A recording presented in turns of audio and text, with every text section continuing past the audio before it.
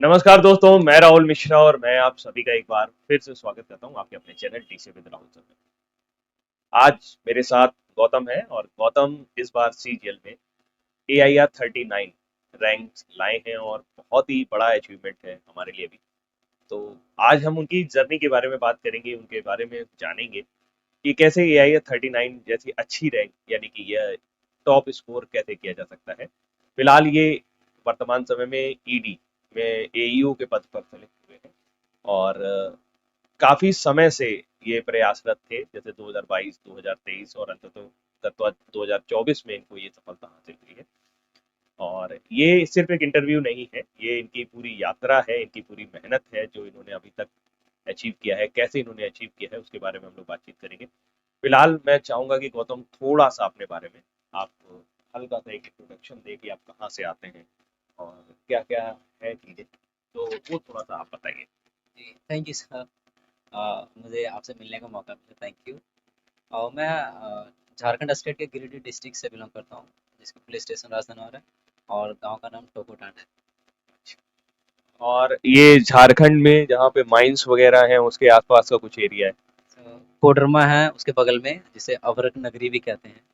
अच्छा, ये कानपुर में आए हुए हैं और थोड़ा सा मैं बताऊं कि ये कानपुर से कितना दूर होगा। यहाँ से सर करीब 900 किलोमीटर दूर है।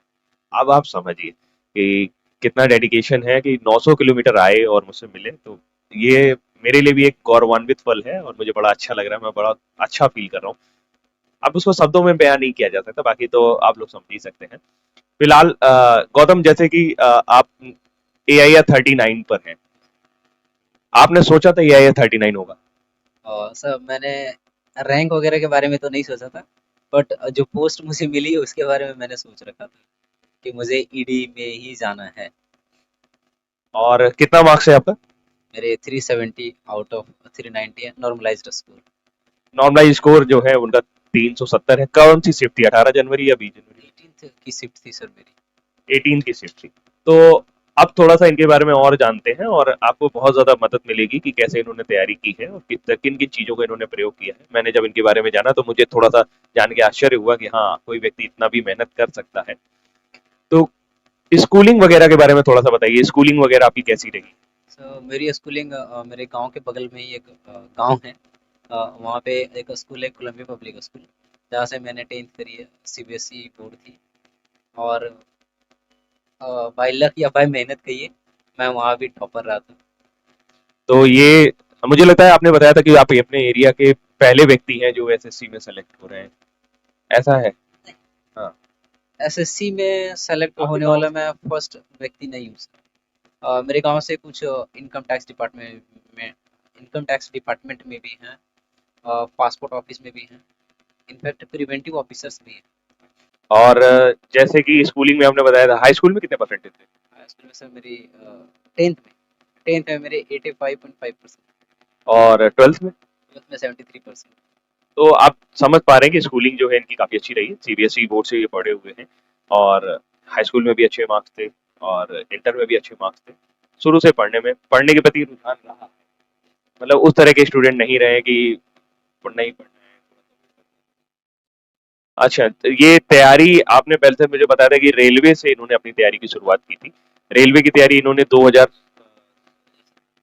में। 2017 के मिड में कह सकते हैं कि मैंने पटना में अपना नाम एडमिशन करवाया था, वही कोचिंग क्लासेस में, ऑफलाइन कोचिंग क्लासेस में। और रेलवे को ध्यान रखते हुए मैंने किया था। रेलवे में एनटीपीसी को टारगेट कर रहे थे। एनटीपीसी और ग्रुप डी को टारगेट कर रखा था। तो बेसिकली एनटीपीसी की वैकेंसी आई भी, और लॉकडाउन के बाद एग्ज़ाम हुआ भी। टायर 1 निकला मेरा, ग्रुप डी की भी निकली, बट एनटीपीसी की टायर 2 नहीं निकली और ग्रुप डी की दौड़ नहीं निकली। ग्रुप डी की रनिंग से ये आउट हुए। और ग्रुप डी की रनिंग कब हुई थी? डी की रनिंग सर करीब 2021-22 में हुई थी। और जब मैं पूरी तरह से फेल हो चुका था, 2017 से लेके 22 तक की जर्नी में मैं पूरी तरह से फेल हो चुका था। जिसमें से कोई ये बात को गौर नहीं करेंगे कि 2 साल लॉकडाउन की मेरी ज़िंदगी बर्बाद हुई। तो 2017 से लेके 22 साल, 2022 तक जो दौर गुजरे मेरे लिए वो बहुत कठिन हो रहे थे। तो उसी टाइम पे एक नोटिफिकेशन आती है सीजीएल की तरफ से कि 35,000 के अराउंड पोस्ट है। हाँ, तो मैंने अपनी प्रिपरेशन को शिफ्ट किया रेलवे से सीजीएल की तरफ, और मैं कंप्लीटली डेडिकेट होके सीजीएल की तरफ पड़ गया। अच्छा, आज जब आपका ईडी में सिलेक्शन हो चुका है और एआईए 39 आप पा चुके हैं, वो दिन याद करो जब ग्रुप डी की रनिंग में आउट हुए थे। वो दिन का थोड़ा सा हल्का सा एक आइडिया ओवरव्यू, तो क्या स्थिति थी घर पे सब लोग क्या बोल रहे थे, आपको क्या लग रहा था? सर सही बताऊं तो रिजल्ट उस दिन बहुतों के पब्लिश हो चुके थे, मेरे गांव से करीब 3-4 लोग निकाल चुके थे ग्रुप डी, और सभी की सराहना भी हो रही थी, मेरे से तुलना भी हो रही थी कि यार तुम कैसे एग्जाम निकाल सकते हो, फिजिकली फिट नहीं हो, दौड़ नहीं पाए। थोड़ी बहुत मायूसी भी हुई, पर साथ में सहानुभूति भी थी कि कोई नहीं, मेहनत करते रहो, निकाल लोगे।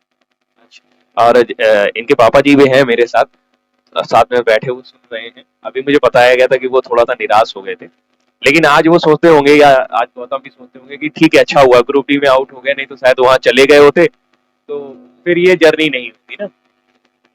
तो कभी कभी जब आपके साथ कुछ ऐसा होता है कि आपको लगता है कि जीवन में निराशा हासिल हुई है, तो वो कुछ ना कुछ, जो नहीं कहते कि जो होता है अच्छे के लिए होता है, तो शायद वैसा कुछ एक उदाहरण यहाँ पर देखने को मिला।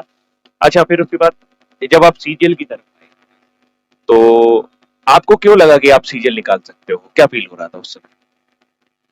उस टाइम सर डिले इतनी हो गई मेरी मेरी सक्सेस अचीवमेंट में, कि मुझे डर सा लगने लगा था। मेरे साथ एक सपना चल रहे थे मेरे दादाजी को लेके। उनकी एज अभी फिलहाल 75 ईयर्स है। मेरे ड्रीम थे कि मैं अपने दादाजी को वो हर खुशी दे सकूं जो अपने टाइम में वो नहीं हासिल कर पाए, या फिर मैं अपने स्तर से उन्हें हर वो खुशियां दूं जो वो मुझसे एक्सपेक्ट कर रहे थे शुरू से। और इतनी देर हो चुकी थी, तो मुझे लगा कि मैं छोटी मोटी नौकरी से उन्हें वो खुशियां नहीं दे पाऊंगा, या फिर छोटे मोटे एग्जाम निकाल के मैं उन्हें वो खुशियां नहीं दे पाऊंगा। तो मैं पूरी तरह से शिफ्टेड हो गया। एक और वजह बनी कि पूरी तरह से शिफ्टेड हो जाना सीजन की तरफ, जो एक अच्छी प्रेस्टीजियस जॉब दिला सकता है। तो जैसे आपने सीजीएल की तैयारी शुरू की, क्योंकि आपकी रेलवे का बैकग्राउंड था, और आप बता रहे हो 2017 से लेकर 2022 तक 5 साल, उसमें से 2 साल लॉकडाउन के, तो लॉकडाउन के दौरान पढ़ाई वढ़ाई नहीं हुई? लॉकडाउन के टाइम पूरी तरह से पढ़ाई ठप हो चुकी थी। मैं घर पे लॉकडाउन में फंसा हुआ, और मेरे बुक्स पटना में पड़े हुए थे। उस टाइम ऑनलाइन क्लासेस शुरू तो हुए, लेकिन बहुत देर से। और पढ़ाई शुरू करने के लिए मुझे बुक्स वगैरह, मेरे नोट्स वगैरह चाहिए होंगे। तो मैं लॉकडाउन खुलने की तैयारी कर रहा था कि मैं लॉकडाउन जैसे बंद हो जाएगी, और वापस अपने ट्रैक पे लाइफ स्टाइल आ जाऊँ, तो मैं पढ़ने जाऊँ अपने बुक्स वगैरह लेके। और हुआ एक्चुअली ऐसा भी कि लॉकडाउन जब बंद हुई, तो मैं पटना से वापस अपना बुक वगैरह लेके मैं अपनी पढ़ाई को ऑनलाइन स्टडी की तरफ शिफ्ट किया। और मेरे आगे की जो भी स्ट्रेटजी या फिर प्रिपरेशन जो भी आपके साथ शेयर की जाएगी, वो एंटायरली बेस्ड है ऑनलाइन प्रिपरेशन।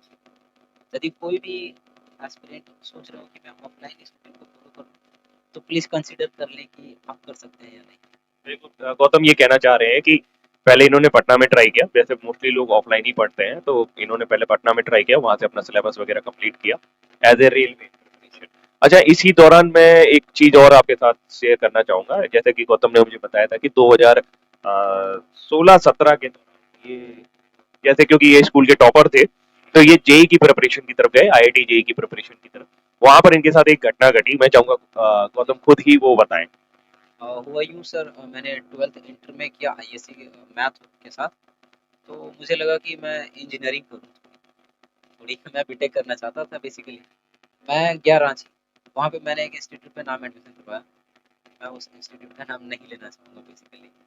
तो मुझे पता चला कि वो मेडिकल की तैयारी पहले से करा रही थी, और उन्होंने दावा किया कि मैं इंजीनियरिंग की भी तैयारी करवाता हूँ।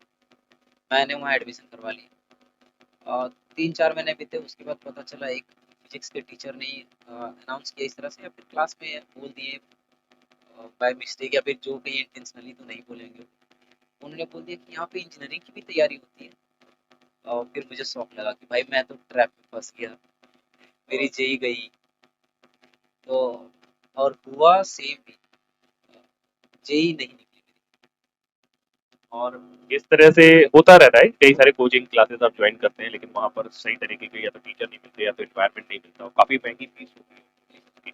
तो थोड़ा सा मैं चाहूंगा कि आप भी उस चीज को देखें, क्योंकि आप समझिए कि 2016-17 इनका बर्बाद हुआ कोचिंग की वजह से, इसमें इसकी कोई गलती नहीं है। और वहां पर जब ये 4-6 महीने काम कर चुके, पढ़ चुके, तब इनको पता चला कि उस पढ़ाई का इनको कोई नहीं है। फिर इन्होंने एक, मैंने ये बात इसलिए यहाँ पे उठाई क्योंकि ये सिंपल ग्रेजुएट करके आए। जैसे मैंने पूछा कि ग्रेजुएशन में क्या किया, तो इन्होंने बीए। और तो बहुत सारे बच्चे ऐसे सोचते हैं कि मैं बीए कर रहा हूँ, या मैं कोई छोटा मोटा ग्रेजुएशन कर रहा हूँ, या मैं इधर से ग्रेजुएशन कर रहा हूँ, मैं शायद सीजीएल नहीं निकाल पाऊंगा। तो गौतम उनके लिए एक उदाहरण है कि आप पढ़ें अच्छे से। और आप केवल जो सर्टिफिकेट या क्वालिफिकेशन जो डिमांड है सीजीएल वो के ले लिए, लीजिए। उसे कंप्लीट करिए, बाकी सिलेबस पे स्टिक रहिए, बाकी सीजीएल निकलना तो है ही। तो फिर उसके बाद गौतम जो है, आप हम लोग बात करेंगे कि आपने तैयारी जो है वो सब्जेक्ट वाइज बात करेंगे। तो सबसे पहले आपने 2022 का अटेम्प्ट दिया, 2023 का अटेम्प्ट दिया। टीयर 1 क्वालिफाई होता है, टीयर 2 क्वालिफाई नहीं होता है। दुख से भरे हुए हैं गौतम, आप 2024 की तैयारी के लिए जा रहे हैं, और 2024 की जो वो तैयारी करने जा रहे हैं, तो सबसे पहले दिन जब 2024 की तैयारी के लिए जा रहे हैं, तो क्या चीज नोटिस करते हो कि अब मुझे क्या करना है? सर मैंने अपनी गलती को नोटिस किया कि मेरा 2022 और 2023 में क्यों नहीं हुआ। और मुझे ये चीज़ पता चली कि मैं मॉक प्रेफर ही नहीं करता था, या फिर यूँ कहिए कि मुझे मॉक से डर लगता था। और ये अभी भी कई सारे एस्पिरेंट्स हैं जिन्हें मॉक से काफ़ी डर लगता है। उन्हें लगता है कि मेरा मोरल डाउन ना हो जाए, मेरे कॉन्फिडेंस लो ना हो जाए। तो इस चीज़ पे पकड़ बनाई मैंने, और सबसे पहले तो मैंने टेस्ट बुक और होली बोर्ड और जितने भी टेस्ट ऑनलाइन टेस्ट के प्लेटफॉर्म है, मैंने उनके बैच परचेज किए और मैं टेस्ट लगाना शुरू किया। सबसे पहले तरीका था कि आप जो भी सब्जेक्ट पढ़ने जा रहे हो, सबसे पहले उसके एक सेक्शन होते हैं। भाई पढ़ना तो सभी कहते हैं कि पढ़ो पढ़ो, इंग्लिश पढ़ो, मैथ पढ़ो, जीएस पढ़ो, रीजनिंग पढ़ो, लेकिन इंग्लिश में क्या पढ़ना है ये एग्जैक्टली हमें सेक्शनल बुक्स से पता चलेगा। और मैंने किया भी यही। मुझे इंग्लिश पढ़नी है सवेरे, तो मैं सबसे पहले इंग्लिश का सेक्शनल बुक्स देता था, उसे प्रॉपर एनालिसिस करता था, उसके लिए एक नोटबुक बना रखा था मैंने। और जो भी एरर है, जो भी कमियां हैं मेरे अंदर, उस कॉपी में नोट डाउन करना और उसके अकॉर्डिंग सिलेबस को साथ में लेके चलना। और यही रही मेरी प्रॉपर स्ट्रेटजी, और फुल मार्क्स तो साथ में चलते रहता था। मतलब आप अपना 2022 और 23 का जो अटेम्प्ट आपको नहीं निकला, उसका श्रेय, उसकी गलती आप ये मानते हो कि आपने मॉक नहीं लगाया। तो जो भी लोग वीडियो देख रहे हैं, वो थोड़ा सा ध्यान रखें कि अगर आप मॉक नहीं लगा रहे हैं, तो आपको आपकी कमियां नहीं पता चलेंगी, कमियां नहीं पता चलेंगी तो सुधारोगे कैसे? स्टेप बाय स्टेप बात करते हैं। मैथ में क्या शुरुआत किया था, कैसे किया और कहाँ से किया क्या? सर मैंने 2022 तो शुरुआत किया ही नहीं था। 2022 से उस दौर से तो गुजरा था ट्रॉमा से कि ग्रुप डी नहीं हुआ, और वैकेंसी आई, मैंने फिल अप कर दिया बगैर प्रिपरेशन या फिर बगैर मैथ वगैरह रीस्टार्ट किया अकॉर्डिंग टू सिलेबस, पढ़े बिना मैंने एग्ज़ाम दे दिया। फिर ही निकला, मेंस नहीं निकला। फिर 2023 दिया, फिर ही निकला, मेंस नहीं निकला। फिर मैं आया, चल भाई एक बार फिर से शुरुआत से सिलेबस को देखा जाए। जैसे कि आप सभी को पता है कि इन्होंने मॉक, आपको पता है कि 2022-23 में की सबसे बड़ी गलती ये रहेगी, इन्होंने मॉक नहीं किया। तो जो भी एस्पिरेंट्स ये वीडियो देख रहे हैं, उनको थोड़ा सा ध्यान देना है कि मॉक पर जरूर वो फोकस करें, क्योंकि अगर आपको गलतियां नहीं पता चलेंगी तो आप उसमें सुधार नहीं कर पाएंगे। तो ये अच्छा, अब स्टेप बाय स्टेप हम लोग करते हैं। जैसे मैथ्स के बारे में थोड़ा सा बताइए कि मैथ्स आपने कहाँ से की, कैसे की, क्या उसकी स्ट्रेटेजी रखी? मुझे लग रहा था कि मैथ मेरी जो सिलेबस है वो आउटडेटेड हो चुकी है। मुझे ऐसा क्यों लगा? क्योंकि जब मैंने 2023 का एग्ज़ाम दिया, तो मेरे मैथ में सिर्फ़ 45 आए आउट ऑफ 90। और मैं अपडेटेड सिलेबस ढूँढ रहा था। मुझे मिले आभास सैनी सर की सुपर 100 बैच, और मैं उनमें एनरोल हुआ। और उन्होंने एक प्राइवेट टेलीग्राम पेड ग्रुप बना रखी है, जहाँ पे वो प्रॉपर गाइड करते हैं, रेगुलर मॉक्स स्कोर जाँच करते हुए। वो एक वोट जनरेट करते हैं, जिसमें हर एक स्टूडेंट को वोट करना होता है कि इस वीक आपका लाइव में कितने स्कोर आए। तो मैंने वहीं से सीखा कि भाई मॉक देना तो मस्ट है। मैंने 2000 रुपये खर्च किए थे उस बैच के लिए, तो मुझे पैसे तो वसूलने थे। फिर मैं प्रॉपर मॉक्स देता गया, वोटिंग करता रहा मॉक स्कोर का। अच्छा, ये उससे जब वो स्कोर आप शेयर करते होगे, तो एक कंपटीशन की भावना आती होगी कि मुझे इससे ज्यादा लाने हैं, हाँ, इससे ज्यादा लाने हैं। वहाँ पे प्रॉपरली शो होता है कि कितने परसेंट ने कितने स्कोर के रेंज में लाए हैं। तो मैं हमेशा चाहता था कि जो लोवेस्ट परसेंटेज है, जैसे एक आध परसेंट ही होते थे कि 160 प्लस या 150 प्लस ला रहे हैं, तो मैं हमेशा कोशिश करता था कि उसके रेंज में रहूँ। और इसी रेंज में रहने के लिए मैंने उनकी क्लासेस ली हैं, क्लासेस किए हैं। और फिर मैं सेक्शनल मॉक्स की तरफ मुड़ा कुछ सिलेबस कंप्लीट होने के बाद। ऐसा नहीं कि मैंने बैच ज्वाइन किया आज से और आज से सेक्शनल मॉक्स लगाना शुरू कर दिया, ऐसा कुछ नहीं था। और जैसे कुछ बच्चे बहुत डरते हैं कि मॉक लगाया और नंबर जीरो हीरो आए, आपके कभी ऐसा हुआ है कि बहुत कम नंबर आ गए मॉक में और आपको एकदम से लगा कि ये क्या हो गया, ऐसा कभी हुआ? जीरो के बारे में तो नहीं कहूंगा, लेकिन हाँ, टाइम नहीं बचता था। लगता था कि भाई 5 मिनट और मिल जाते, मैं कर लेता पूरा पेपर। तो इसी टाइम को तो मैनेज करना है ना सेक्शनल मॉक्स में। 20 मिनट में 25 क्वेश्चन कर रहे हो, वहाँ पे आप कोशिश करते करते 15 मिनट में 25 क्वेश्चन करने लगो। कुल मिला के देखिए मॉक एक बहुत ही इंपॉर्टेंट टूल है, खासकर वो लोग जो टॉपर बनना चाहते हैं, और अगर वो मॉक पर काम कर रहे हैं तो उनको जरूर फायदा होगा। और एक चीज मैं और आवाज सर के बारे में पूछना चाहूंगा कि क्या फर्क लगता है कि बाकी जगह से भी आपने कहीं से भी और मैथ के बारे में कुछ किया? सो वो है ना, कोई भी एग्जाम हो रहा हो तो वहाँ से वो कुछ सेलेक्टेड क्वेश्चन को कट कर लेते हैं और टेलीग्राम के प्राइवेट जो हैं पेड ग्रुप, तो उसमें डाल देते हैं, बोल देते हैं इस सिलेबस से स्टिक रहना है। पैटर्न में थोड़ी सी भी बदलाव आई तो इस टाइप के क्वेश्चन आ सकते हैं। और एक तो सबसे मेन चीज़ रहा कि आपको गाइड किया जा रहा है, सर्विलांस में रखा जा रहा है कि आप कैसे परफॉर्म कर रहे हो। वो तो स्ट्रिक्ट थे कि यदि मॉक नहीं दे रहे हो तो मैं बैच से बाहर कर दूंगा। तो एक डर ये भी रहता था कि मॉक नहीं दूंगा तो भाई 2,000 रुपये लगाए मैंने और इतने महंगे बैच हैं। नहीं, अब देखो 2000 रुपए तो कुछ नहीं मायने रखते हैं, लेकिन सबसे बड़ी बात यह है कि देखो टीचर जो आपको गाइड कर रहा है उसकी बात भी मानना बहुत जरूरी है, और ये अच्छी बात है कि आज की डेट में हम लोग पर्सनल गाइडेंस भी शुरू कर चुके हैं। दूसरी बात करेंगे थोड़ा सा अंग्रेजी के बारे में, इंग्लिश के बारे में बताएं। पहली बात तो कि मेरी सीबीएसई बैकग्राउंड थी 10th क्लास तक।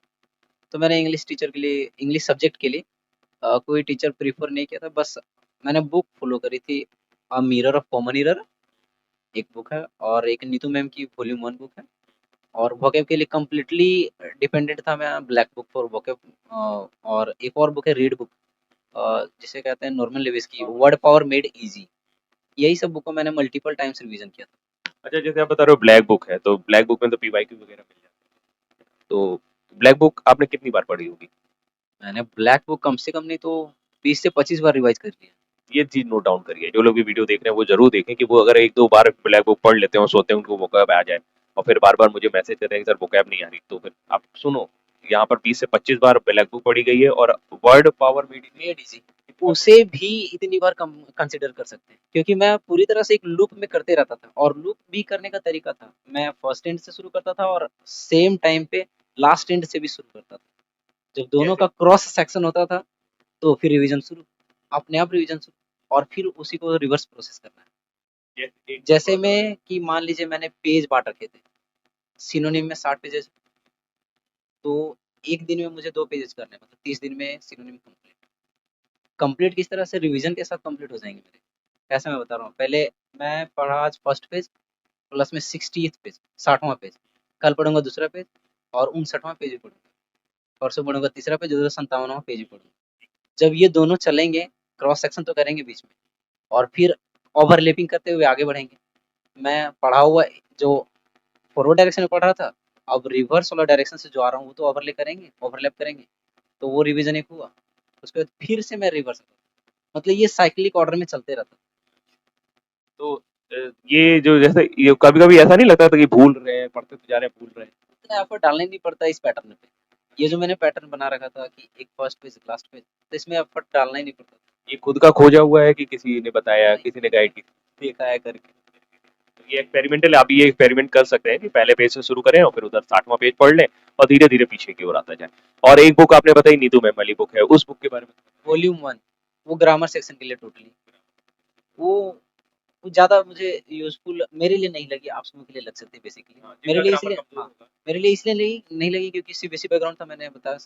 और प्लस में सेक्शनल बुक्स आप दोगे ना इंग्लिश में, चाहे आप टेसो में दो या फिर एक स्पेसिफिक एप्लीकेशन है इंग्लिश माध्यम, वहाँ पे आप दो, वहाँ पे एक्सप्लेनेशन बहुत बेहतरीन मिलती है, जिससे कि आपकी इंग्लिश बहुत बेहतरीन हो सकती है। इंग्लिश माध्यम क्या ऐप है? जी सर। क्या इंग्लिश थोड़ा सा? माध्यम एक एप्लीकेशन है जहाँ पे केवल इंग्लिश के ही मॉक्स अवेलेबल हैं, चाहे वो एमटीएस हो, सीएचएस हो, सीजीएल हो, बैंकिंग तक के मॉक्स अवेलेबल हैं उसमें। मतलब कि जितने भी एग्जाम होते हैं कॉम्पिटिटिव एग्जाम, सभी के मॉक्स अवेलेबल हैं उसमें। ये इंग्लिश माध्यम के बारे में आपको कैसे पता चला था? सो एक है 2022 के टॉपर है शायद, विकास ताया नाम है उनका, AIR 7 है तो उनका। उन्होंने अपने पर्सनल टेलीग्राम चैनल पे सबको बताया था। इंग्लिश माध्यम तो को देखिए एक टॉपर है जो है वो दूसरा टॉपर जनरेट करता है और यहाँ पे कुछ चीजें शेयर की जाती हैं और वो कहीं ना कहीं उन लोगों को फायदा पहुंचाती है। इंग्लिश के बारे में कुछ हम छोड़ रहे हैं, जैसे कॉम्प्रिहेंशन के बारे में बच्चों को थोड़ा वो सा। चीज़ भी इंग्लिश माध्यम में अवेलेबल है सर। पूरी तरह से आप इंग्लिश माध्यम पे डिपेंडेंट रह सकते हो, मैं कह सकता हूँ। नहीं, मैं बहुत सारे स्टूडेंट ऐसा प्रश्न रहता है कि सर कॉम्प्रिहेंशन पढ़ते ही ऊपर से जाने लगता है, समझ में नहीं आता क्या। जी, इस चीज़ के लिए मैं बता दूँगा कि वो जो कम्प्रिहेंशन डिज़ाइन किया गया ना इंग्लिश माध्यम में, वो इस तरह से डिज़ाइन किया है कि वो जान जाते हैं कि आपको कौन-सा वर्ड टफ लगेगा।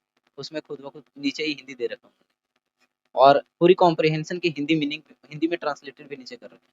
आप एक बार करने की कोशिश करिए, शुरुआत करिए लगातार 10-15 दिन, खुद ब खुद कमांड होने लगेगी।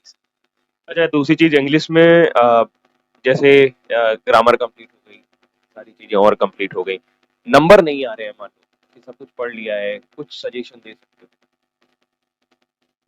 नंबर नहीं आ रहे हैं, ये आपको कैसे पता चला? सेक्शनल मॉक्स से। फिर भी लगाते रहिए, वीक पॉइंट पे नज़र रखते हुए आगे बढ़ते चलिए, नंबर आना दिख जाएँगे आपको। लेकिन यही है कि जो वीक पॉइंट है उस पे प्रॉपर काम भी तो करिए। तो आप जैसे कोई वीक पॉइंट आपको नजर आता था, आप उसे लिखते थे पेपर में, बकायदा नोट्स बनाते थे उसके। मैंने हर एक सेक्शन का, हर एक सब्जेक्ट का सेक्शनल मॉक्स देने के साथ अलग प्रॉपर नोट्स भी बना रखे थे। जो भी वीक पॉइंट थे मैं उसे नोट डाउन करता था, इंग्लिश में भी, जीएस में भी, इनफैक्ट रीजनिंग में भी मैं कर रखा था। वो मुझे नंबर सीरीज के गेम्स मुझे कुछ ज़्यादा ही डिफिकल्ट लगते थे, तो मैं उसके अलग से प्रॉपर नोट्स बना के रखा था। कई तरह के पैटर्न में लिख के रखा था।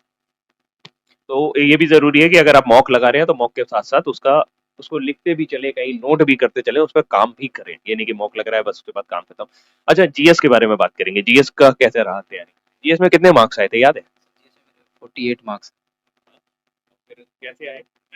सर मैंने जो जो सब्जेक्ट होते हैं जैसे हिस्ट्री हो गई, ज्योग्राफी हो गई, पॉलिटी हो गई, इकोनॉमिक्स हो गई, साइंस के कुछ कुछ बायोलॉजी, केमिस्ट्री, फिजिक्स, ये सारी चीज़ें मैंने खान सर से कर रखे थे सब्जेक्ट वाइज ऑनलाइन। कोई बैच लिया था? जी हाँ, उनका बैच चलता है 200-200 रुपये, 300-300 रुपये करके एक सब्जेक्ट का। तो मैंने उन्हीं से कर रखा है और बस उन्हीं के नोट्स से स्टिक रहा मैं मल्टीपल रिवीजन की।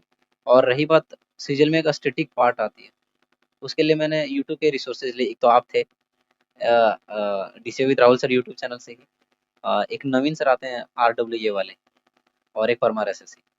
इन तीनों के वीडियोस से मैंने अपने खुद के नोट्स बना रखे हैं स्टैटिक के लिए।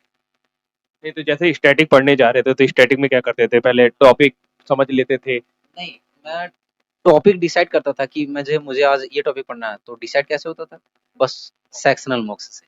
सेक्शनल मॉक्स देते हैं, उसमें से वीक टॉपिक पता चला और उस वीक टॉपिक से नोट्स प्रिपेयर कर लेना। अच्छा, जैसे जीके में बात करें तो कोई सेक्शनल मॉक आपने लगाया तो उसमें हो सकता है एक आध क्वेश्चन आपको ना आए, तो उससे कैसे टॉपिक डिसाइड होगा कि मतलब या तो फिर चार पांच क्वेश्चन ना आए तो समझ में आ गया कि हाँ ये क्वेश्चन नहीं आया, तो जो अगर एक भी क्वेश्चन नहीं आया तो भी उस टॉपिक को पढ़ते थे?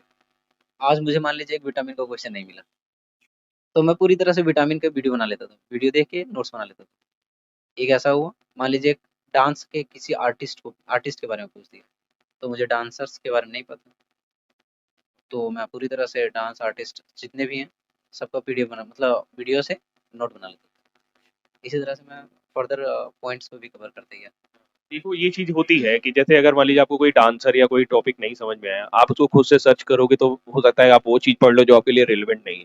तो ऐसे में किसी न किसी टीचर का गाइड ऐसे में किसी न किसी टीचर का गाइडेंस लेना ठीक रहता है, क्योंकि वो कम समय में आपको उन चीजों तक पहुंचा देगा। तो ये सही स्ट्रेटजी रही मुझे लगता है गौतम की, कि उन्होंने बाकायदा टॉपिक जो उनको नहीं आए सेशनल में या जो भी सेक्शनल मॉक लगाया उसमें कोई चीज उनको नहीं आई, उन्होंने उस टॉपिक को सर्च किया, उसका कोई वीडियो देखा और उन चीजों को ही उनको नोट्स बना लिए। प्रॉपर ऐसे ही किया मैंने जैसे बोला मैंने कि totally हाँ, मतलब उसके बाद फिर और भटकने की जरूरत नहीं करी।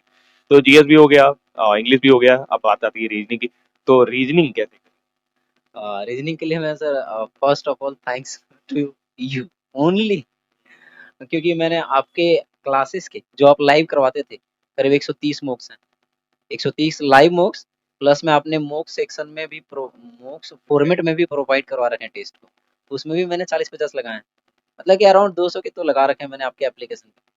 और यही तरीका रहा मेरे लिए रीजनिंग में सर। मैं आपके रिकॉर्डेड बैच संपूर्ण रीजनिंग 4.0 में मैं उसमें भी इनरोल हुआ था। 2022 में मुझे रीजनिंग में बहुत अच्छी तरह से रिजल्ट नहीं मिला, मात्र 55 नंबर आए थे। फिर मैं आपसे जुड़ा एनालिटिकल लॉजिकल रीजनिंग बैच से। आपने बहुत ज़बरदस्त पढ़ाए थे लॉजिकल रीजनिंग। मैं उसके बाद आपसे जुड़ता गया। फिर मैं जुड़ा आपके live practice batch master reasoning practice batch से। मेरी रीजनिंग की जर्नी सर यही थी। रीजनिंग में ऐसा नोट्स कैसे बना रहे थे, मतलब जैसे कोई सवाल नहीं आया या कोई प्रश्न नहीं आया तो उसका टॉपिक ढूंढना, फिर उसके ऊपर काम करना, ऐसा? जैसे मैं नंबर सीरीज को लेकर बहुत ज़्यादा डरता था, तो मैं नंबर सीरीज के आपकी थ्योरी देख लेता था। फिर मैं यूट्यूब से पीवाईक्यू करता था। उसमें एक यूट्यूब चैनल है सर, सिग्मा एकेडमी का। वो प्रॉपरली नंबर सीरीज के बहुत सारे वीडियोस बना रखे हैं। मैं उनका वीडियो देखता था और उनके सॉल्व करने से पहले मैं एक बार ट्राई करता था। उसके बाद और भी यदि डाउट आए, जैसे लॉजिकल रीजनिंग टेस्ट हो गए, उसमें सेक्शनल के अंदर या फिर यूँ कहें डायरेक्टली लॉजिकल रीजनिंग लिख के सर्च करने से बहुत सारे क्वेश्चन आ जाते हैं उसको अटेम्प्ट करके। अच्छा, और जैसे आजकल एनालिटिकल के रीजनिंग का पार्ट आने लगा, स्टेटमेंट एजम्पशन वगैरह, स्टेटमेंट के लिए कुछ खास तैयारी करी? मैंने आपका उसका स्पेशल बैच ज्वाइन कर रखा था सर, एनालॉजिकल रीजनिंग। उसके अलावा कुछ? उसके अलावा कुछ नहीं किया मैंने, सिर्फ आप ही के नोट्स, आप ही के क्लास, उससे काम हो गया मेरा। अच्छा, अब जैसे कि हमने बात कर ली सारे सब्जेक्ट्स की, तो अब ये क्योंकि बता रहे हैं कि हर बार हर सेक्शनल मॉक देते थे और फिर मॉक लगाते थे, तो मॉक कौन जीते थे? सेक्शनल बुक्स तो रोज ही चलता था। हो सकता है कि फुल बुक्स बीच में कभी कभी गैप आ जाए, बट सेक्शनल तो रोज। सेक्शनल मॉक कहाँ, टेक्स्ट बुक और हॉलीवुड से ले रहे थे? फुली बोर्ड पे तो सेक्शनल बुक्स है भी नहीं शायद, सिर्फ टेक्स्ट बुक में था। और अब बात करेंगे कि रूटीन क्या रहता था, कितने बजे सोते थे, कब खाते थे, कब मतलब बाकी सब पढ़ाई करते थे, क्या टाइमिंग आप देते थे? तो सुबह से बताइए, अब पूरा दिनचर्या आप बताइए। मॉर्निंग में सो के ही उठता था 9 से 10 के बीच में। 9 से 10, मान लीजिए मैं 9 बजे सो के उठा, 10 बजे तक फुली प्रिपेयर हो जाना है, क्योंकि हमें 10 बजे पढ़ने बैठ जाना है। और मैं जो ये स्ट्रेटजी या रूटीन बताने जा रहा हूँ, वो इंटायरली बेस्ड है ऑनलाइन स्टडी पे। ऑफलाइन वाले कंसिडर कर सकते हैं फॉलो होगा या नहीं। और और इसके साथ साथ ये फुली डेडिकेटेड एस्पिरेंट के लिए, कोई भी वर्किंग पर्सन के लिए रूटीन नहीं है।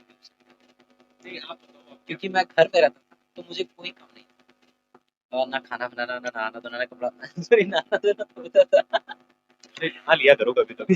सर मैं नहा लेता था सर। तो 9 बजे उठता था, फ्रेश होके मैं 10 बजे मेरा पढ़ाई शुरू होता था। आधा घंटा तक करंट अफेयर्स डेली चलता था। क्रैक एग्जाम प्लस में डीसीए विद राहुल सर का जब शॉर्ट्स आने लगा ना, तो इंटरटेनिंग हो गया मेरे लिए, इंटरेस्टिंग हो गया मेरे लिए। यही दो चैनल को मैंने रेगुलरली फॉलो किया और आधे घंटे तक। उसके बाद आता था मैं इंग्लिश का सेक्शनल पे, इंग्लिश का सेक्शनल दिया। उसके बाद 3 घंटा मैं मिनिमम 3 घंटा इंग्लिश में, मिनिमम या फिर फिक्स टाइम कहिए सर, 3 घंटा मैं इंग्लिश में देता ही था। क्योंकि वोकेब को कम्प्लीटली ब्लैक बुक को पढ़ने में एंड्रोस, I know, OWS, idiom, phrases, phrasal verb, misspelled words, homonyms, बहुत सारे वर्ड्स हैं, बहुत सारे सेक्शन है। उसको कंप्लीट करते करते मुझे 1 से 1.5 घंटे लग जाते थे, 1.5 घंटे से प्लस भी लग जाते थे उसको करना। प्लस में ग्रामर का नीतू मैम का एक चैप्टर पढ़ना, और उस चैप्टर से रिलेवेंट वो मिरर ऑफ कॉमन एरर में प्रैक्टिस होती थी, उसमें प्रैक्टिस करना। इन सब को करते करते मुझे 3 घंटे लग जाते थे लगभग। ये करते करते 11 से 12, 12 से 1 प्लस बज जाते थे। फिर फिर मैं थोड़ा सा रेस्ट देता था खुद को, लगभग 1:30 बजे के बीच, 1:30 बजे तक। इसमें यदि खाना पीना का कुछ हुआ तो मैं देख लेता था, वरना 1:30 बजा तो मैंने जो बैच परचेज कर रखे थे आफाज सर के, वो लाइव क्लासेस ही अटेंड करता था सर।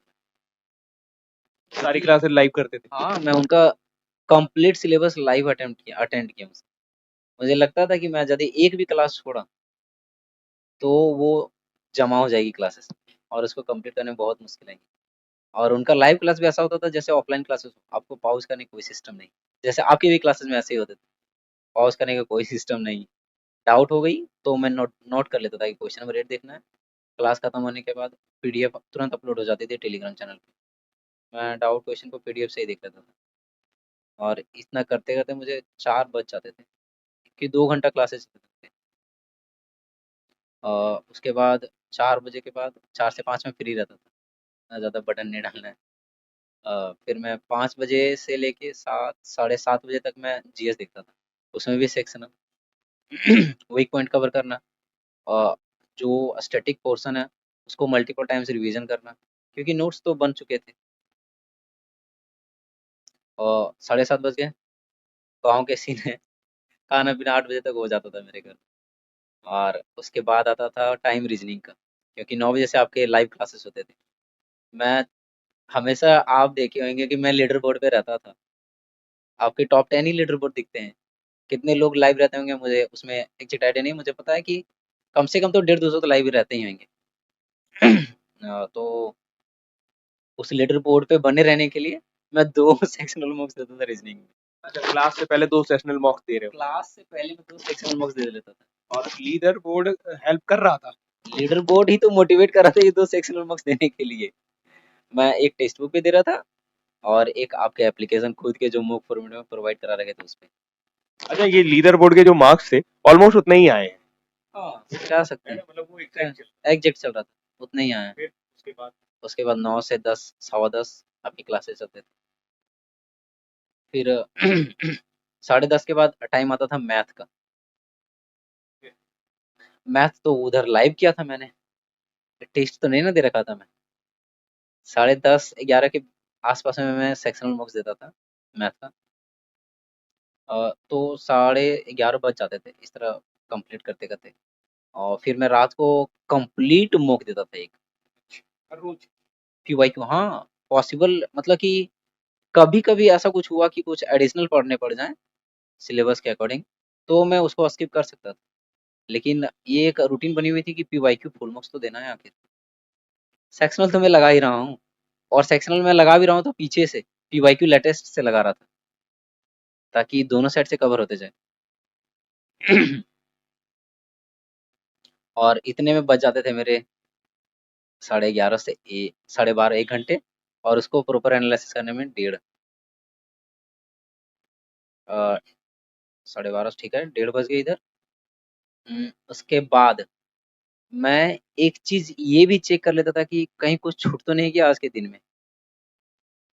उसको चेक करते करते 1 घंटा मैं उसमें भी टाइम दे ही लेता था। बच जाते थे 2 ढाई यही। बस मैं इतने बजे तक ही, मतलब 2:30 से 3, हार्डली हार्डली 3 से 4 ही बजता था, उससे ज्यादा नहीं।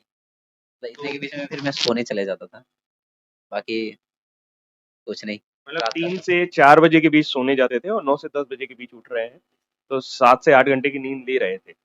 7 घंटे 6 घंटे हुए, है ना? 6 से साढ़े 6 घंटे के बीच में नींद ले रहे थे। कभी कोई शादी पार्टी होती थी तो ये रूटीन टूटता था कि बना रहता था? शादी पार्टी मेरे प्रिपरेशन के टाइम में नहीं आई। नहीं नहीं की। मैं गया गया ही नहीं कहीं। कहीं नहीं गया। मैं बेसिकली बताऊँ तो बहुत सारे इनविटेशन तो आते ही रहते हैं घर में, लेकिन मैं गया ही नहीं कहीं, कहीं नहीं गया। तो कभी ऊब नहीं हुई इस रूटीन से कि सुबह से लेके शाम तक पढ़ रहे हैं, ऊबन हो जाती है कि यार अब कितना पढ़ें, क्या है? एक तो सर 17 से तैयारी चल रही थी, 2 साल किन्हीं को दिखेगा नहीं। जो वेस्ट हुए लॉकडाउन में वो किन्हीं को नहीं दिखेगा, वो भी काउंट कर लेंगे मेरी बेरोजगारी में ही। पहले रीजन, दूसरा रीजन मेरे दादाजी थे, उनकी एजेड हो रखी थी। और मेरे कुछ ड्रीम्स थे उनको लेके, और मुझे लगता था कि मैं उनका साथ मेरे, उनके सपने पूरे करने से पहले उनका साथ ना छूट जाए। ये डर मेरे दिमाग में हमेशा रहता था। और मुझे लिटरली वो नहीं होते नाइटमेयर्स, बैड ड्रीम्स, वो सब आते थे मेरे सपने में दादाजी की। दादाजी को लेके। तो एक वो एक डर था, और एक अलग टाइप का जर्क था मेरे पढ़ने के लिए। मुझे पुश करता था कि भाई नहीं, तुम्हारे पास लास्ट ऑप्शन यही है, और जल्दी भी करने हैं। तो मैं डेली इसी तरह से कंसिस्टेंटली रह के अपने सिलेबस, अपने एग्जाम की प्रिपरेशन किया हूँ सर। अच्छा, अगर थॉट की बात करें कि एग्जाम निकल जाएगा, सैलरी आ जाएगी, मोटिवेशन वो था कि मोटिवेशन दादाजी थे? नहीं, सैलरी वैलरी मैंने कभी सोचा नहीं यार, क्या ज़िंदगी तो ऐसे ही गुजर ही रही थी मेरी। लेकिन जो मैं चाहता था, जो मेरा ड्रीम था दादाजी को लेके, वो बहुत ज़रूरी थी मेरे लिए। मैं चाहता तो पैसा वैसे भी कमा सकता था। पैसा कमाने के लिए मेरे पास कुछ एक एडिशनल हुनर है, जिन्हें मैं यहाँ पे ज़रूरी नहीं समझता कि एक्सप्लेन करूँ सर। नहीं, वो हर किसी के पास कुछ ना कुछ होता है कि पैसा कमाना इम्पोर्टेंट, अलग तरह की चीजें हो गई। लेकिन एक अच्छी बात ये है कि यहाँ से आप गौतम की स्टोरी से ये सीख सकते हैं, ये समझ सकते हैं कि अगर आप कुछ ऐसा ढूंढ लेते हैं अपने जीवन में जिसमें आपको नजर आता है कि ये चीज तो मुझे करनी ही है, जैसे दादाजी के सामने नौकरी पाना है, हर हाल में कुछ भी करना है, और तो एक प्राइमरी मोटिवेशन आपका दादाजी के लिए ही था। तो जब नौकरी लगी तो दादाजी का रिएक्शन क्या था पहला वाला? वो तो अपने आप को रोते-रोते कंट्रोल किए हैं। मतलब खुशी के आँसू थे उस रात। रात को ही रिज़ल्ट पब्लिश हुई थी सर, होलिका दहन के दिन रात था शायद। तो उस रात को जो डेढ़ 2 बजे जब डेढ़ 2 बजे मेरे दोस्त मनीष का फ़ोन आया रिज़ल्ट बताने के लिए, तो उन्होंने बताया कि भाई हो गया आपका, आपका ड्रीम पोस्ट में भी वो भी। हाँ, मैंने ड्रीम कर रखा था कि मुझे ईडी में ही जाना है। तो उनके इस कॉल से मेरे घर में खुशी की लहर दौड़ गई और उस रात जब जगे सभी लोग, तो मॉर्निंग तो सोए ही नहीं हम लोग कोई। अच्छा, तो पूरी सोए रात जगे रह गए पूरी फैमिली, कोई नहीं। कोई नहीं सोए थे। तो यार गौतम, एक चीज बताओ, आपकी इतना तगड़ा स्ट्रगल, इतना तगड़ा रूटीन, 9 बजे मैं देख पा रहा हूँ कि 9 बजे से लेके फिर रात के आप 3 बजे तक लगभग पूरे टाइम ही पढ़ रहे हो। तो ये कितने दिन का रहा होगा पूरा रूटीन? कितना, मतलब अगर हम देखें तो अगर आप पूरा पूरा ओवरऑल कैलकुलेट करें, मैं कैलकुलेशन बताना चाहता हूँ बच्चों की, 9 बजे से आप शुरू कर रहे हो, रात के 9 बजे 12 घंटे हो गए, 12 घंटे के बाद रात के 9 बजे से सुबह 3 बजे तक कितना हो गया? 3 और 6 घंटे और हो गए, तो लगभग 15 घंटे का आपका पढ़ाई का रूटीन है। उसमें तो 3 घंटे हम लोग बीच के निकाल देते हैं, उसमें ऑनलाइन क्लासेस भी हैं आपकी। तो 12 घंटे का आपका पढ़ाई का रूटीन है, जिसमें ऑनलाइन क्लासेस भी हैं, आपकी खुद की सेल्फ स्टडी भी है। और सेल्फ स्टडी में स्ट्रेटजी ये है कि आप डेली एक सेशनल मॉक लगा रहे हो, हर सब्जेक्ट का एक पूरा मॉक लगा रहे हो, फुल मॉक लगा रहे हो। तो ये कितना दिन किया आपने? आपको आइडिया बता सकते हो कि 6 महीना 7 महीना कितना? मुझे प्रॉपरली याद है सर, मैं जब जुड़ा था सुपर हंट बैच से नवंबर 2023 में जुड़ा था और मैंने ये शुरू किया करना फरवरी 2024 और लगातार प्री नहीं मेंस तक ये सिस्टम, ये रूटीन, ये चलता रहा स्ट्रेटजी। मेंस कब हुआ है? दिसंबर? शायद 18 जनवरी को हुई है शायद। यानी कि लगभग आप 1 साल तक, लगभग 1 साल तक ये काम लगातार करते रहे। तो ये 1 साल का अगर हम टाइम कैलकुलेट करें तो मतलब अगर देखिए, ये स्ट्रेटजी वो है जो सिलेक्शन नहीं है, ये स्ट्रेटजी वो है जो आपको टॉपर बनाएगी। मतलब आप इसके जरिए AIR ऐसी पा सकोगे जिसमें आप अपनी ड्रीम जॉब ले सकोगे, अपनी ड्रीम लोकेशन ले सकोगे। तो इतनी मेहनत के लिए आप तैयार हो। अगर आप इतनी मेहनत कर रहे हो तो निश्चित तौर पर हर कोई आपके मेहनत को, हर कोई आपके अचीवमेंट को जरूर सराहेगा। गौतम, कुछ और बताना चाहते हो स्टूडेंट्स को? क्योंकि बच्चे जो हैं वो थोड़ा सा भटके हुए रहते हैं, थोड़ा सा परेशान रहते हैं, कुछ और ऐसा उनको सजेशन देना चाहते हो कि आप ऐसा करो, ऐसे ही करते रहो, अपने ऊपर भरोसा रखो और काम हो जाएगा? अ, भाई यार सबसे पहले तो बहुत लोग भटकते हैं कि मुझे मोटिवेशन नहीं मिल रहा है पढ़ने। तो आप अपने घर जाओ ना, माँ पापा को देखो। मैं माँ पापा के साथ साथ दादा जी को भी देखता था, पूरी फैमिली को देखता था कि पूरी उम्मीद लगाए बैठे हैं। मैं अपने घर का, मेरे पापा सबसे बड़े हैं और उनका मैं सबसे बड़ा बेटा हूँ। तो बेसिकली समझते हैं मेरे मेरे से जितने छोटे भाई बहन हैं, मेरे जितने भी मेरे पापा छोटे पापा जो भी है पूरी फैमिली है, वो मुझ पे ही आश्रित हैं, एक उम्मीद लगाए बैठे हैं। तो वही एक तो सबसे बड़ी मोटिवेशन थी कि मुझे इनकी उम्मीदों पे तो उतरना ही है, आखिर किसी भी तरह से उतरूँ। भले थोड़ी-सी वक़्त लग जाए लेकिन उतरूँगा तो ज़रूर। तो आपको मोटिवेशन कहीं बाहर नहीं, पूरी आपके फैमिली मेंबर से ही मिल जाएगी।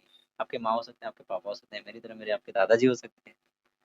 और दूसरी बात कि रिसोर्सेस अनलिमिटेड है।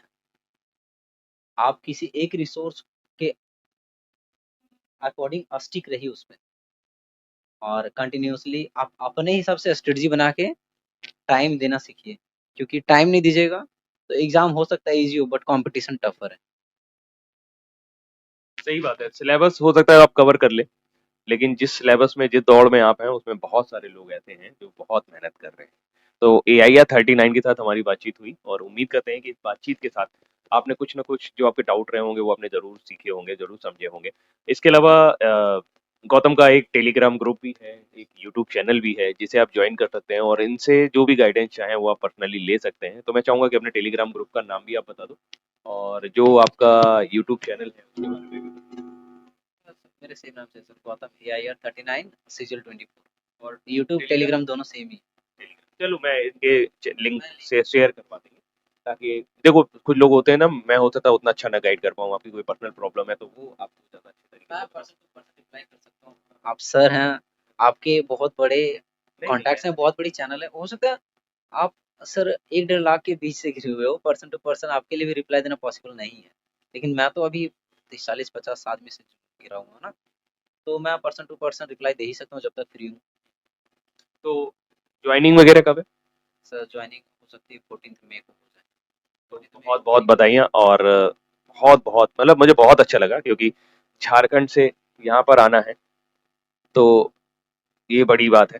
तो ये बातचीत रही हमारी AR39 से। उम्मीद करते हैं कि आपको ज़रूर आपके सवालों के जवाब आपको मिल गए होंगे, और मुझे बहुत अच्छा लग रहा है। मैं एक बार फिर से धन्यवाद करता हूँ गौतम को कि आप यहाँ पर मिलने आए, और अच्छा लग रहा है। इसके अलावा तो बस फील कर सकता हूँ मैं, अच्छा लग रहा है मुझे ना कि कोई स्टूडेंट है, सेलेक्ट हुआ है, आए हैं, और अब तो इंस्पेक्टर AU हो गए। बहुत बहुत बधाइयाँ, आप जीवन में बहुत उन्नति करें और बहुत आगे तक जाएं, और इसी तरीके से हमें इंटरव्यू देते रहें, आते रहें, बच्चों को गाइड करते रहें। बाकी अगर जिन्हें मैं कैमरे जिन्हें मैं स्क्रीन पे देखता था, उन्हें मैं आज लाइव देख रहा हूँ। हाँ, मुझे मजा आ रहा है लेकिन। नहीं ये आपने हासिल किया है, ये आपने हासिल किया है, और ये कोई बहुत बड़ी बात नहीं है। आप भी आ सकते हैं, अगर आपका सिलेक्शन हुआ है आप भी आइए हमारे पास, मिलिए, और समय जरूर हम निकालेंगे। दूसरी बात ये है कि एक स्टूडेंट सफल हो जाए ना, एक टीचर के लिए उससे बड़ा कुछ नहीं होता, तो मेरे लिए भी इससे बड़ा कुछ नहीं है।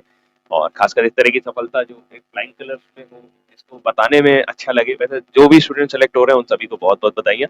और एक बार तो गौतम को एक बार फिर से बधाई देंगे, इनके माता पिता को बधाई देंगे, खास करके दादाजी को बधाई देंगे कि उन्होंने एक प्राइम मोटिवेशन फैक्टर के रूप में काम किया, और इस तरीके से इनके अपब्रिंगिंग की कि वो आज भी इनसे इतना जुड़ाव महसूस कर रहे हैं कि उनको ध्यान में रखकर इन्होंने अपनी पढ़ाई की। तो आप भी अपने जीवन में कोई ना कोई छोटा मोटा मोटिवेशन ढूंढने की कोशिश करिए, और उस पर स्टिक रहिए।